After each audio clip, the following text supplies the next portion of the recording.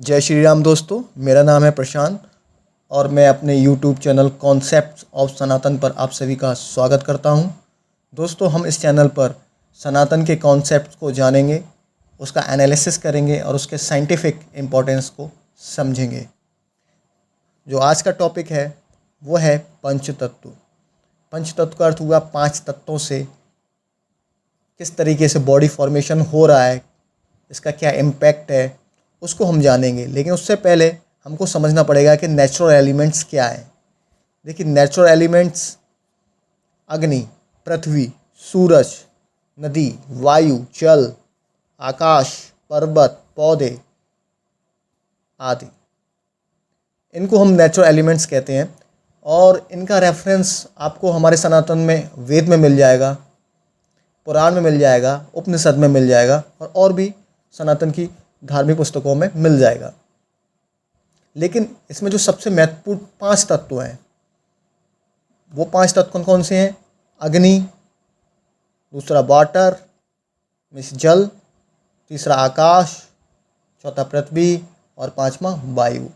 इन 5 elements को बहुत ज़्यादा इम्पोर्टेंट माना गया है क्योंकि इन्हीं से बॉडी का फॉर्मेशन माना गया है सनातन में। इसका एक हम रेफरेंस देखते हैं रामचरितमानस के किष्किंधा कांड से, जिसमें जब राम जी बाली का वध करते हैं तो उनकी वाइफ रोने लगती हैं, तो राम जी उनको समझाते हैं और कहते हैं कि यह शरीर पृथ्वी, जल, अग्नि, आकाश और वायु इनसे मिलकर बना है। आखिर इन तत्वों से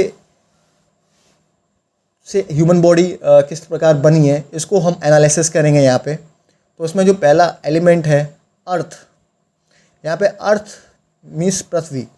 पृथ्वी का यहाँ पे जो रिप्रेजेंट कर रहा है वो फिजिकल फॉर्मेशन और स्ट्रक्चर को रिप्रेजेंट कर रहा है, मतलब एक तरीके का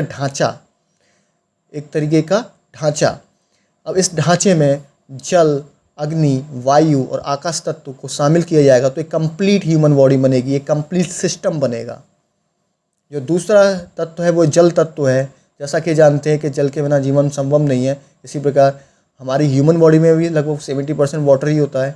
इसके अलावा जितने भी लिक्विड्स होते हैं वो वाटर की फॉर्म में होते हैं, चाहे वो ब्लड हो गया, वीर हो गया या और भी जो रस हैं। तीसरा जो तत्व है अग्नि। अग्नि जो रिप्रेजेंट करता है वो बॉडी हीट को रिप्रेजेंट करता है, बॉडी टेम्परेचर को रिप्रेजेंट करता है। हमारे शरीर में टेम्परेचर होता है, जैसा कि हम जानते हैं, जैसे हम कोई भी एक्टिविटीज़ करते हैं, रनिंग करते हैं तो हमें स्वेटिंग होने लगती है, तो दिखाता है कि वो टेम्परेचर बढ़ता है। या जब फीवर आता है तो बॉडी का टेम्परेचर इंक्रीज़ हो जाता है, तो ये दिखाता है कि हमारी बॉडी में एक टेम्परेचर एक होता है जो हमारे बॉडी के टेम्परेचर को बनाए रखता है। चौथा तत्व है वायु। वायु क्या है? वायु विभिन्न प्रकार की गैसों का मिश्रण है, जैसे ऑक्सीजन हो गया, नाइट्रोजन हो गया, कार्बन डाइऑक्साइड है और भी सारी छोटी छोटी गैसेस हैं। इसके अलावा ऑक्सीजन को हम प्राणवायु कहते हैं क्योंकि इसके बिना तो जीवन ही संभव नहीं है। तो प्राणवायु जब जितने भी योग किए जाते हैं तो योग में हर बॉडी ऑर्गन तक ऑक्सीजन को अच्छी तरीके से सप्लाई कराया जाता है तो वो बॉडी स्वस्थ रहती है। तो ये तत्व बहुत ज़रूरी तत्व है ये यहाँ पे वायु। लास्ट में जो तत्व है वो आकाश। आकाश जो रिप्रेजेंट करता है वो आत्मा को रिप्रेजेंट करता है या एनर्जी को रिप्रेजेंट करता है। जैसा कि भगवत गीता कहती है कि आत्मा ना उत्पन्न होती है ना मरती है, वो बस एक बॉडी से दूसरी बॉडी में ट्रांसफ़र होती है। इसी प्रकार एनर्जी का भी एक रूल होता है, एनर्जी ना उत्पन्न होती है ना नष्ट होती है, वो भी एक रूप से दूसरे रूप में ट्रांसफ़र होती है।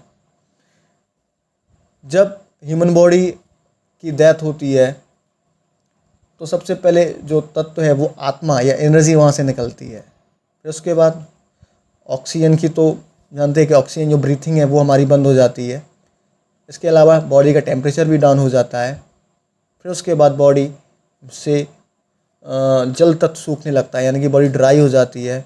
लास्ट में होता है बॉडी का डिकम्पोजिशन। तो आप समझ सकते हैं ये 5 एलिमेंट कितना ज़रूरी है ह्यूमन बॉडी के लिए। इनमें से एक भी अगर इम्बैलेंस होता है तो तो ह्यूमन बॉडी भी इम्बैलेंस हो जाती है। तो इनका बैलेंस रहना हमारे ह्यूमन बॉडी के लिए बहुत ज़रूरी है। तो हमने समझा कि इन एलिमेंट्स का क्या इम्पैक्ट है ह्यूमन बॉडी पे। आज के इस वीडियो में यहीं तक। अगला हम मिलेंगे नई वीडियो में नए कॉन्सेप्ट के साथ। तब तक के लिए जय श्री राम। इस चैनल को लाइक कीजिए, सब्सक्राइब कीजिए और कमेंट में लिखिए जय श्री राम।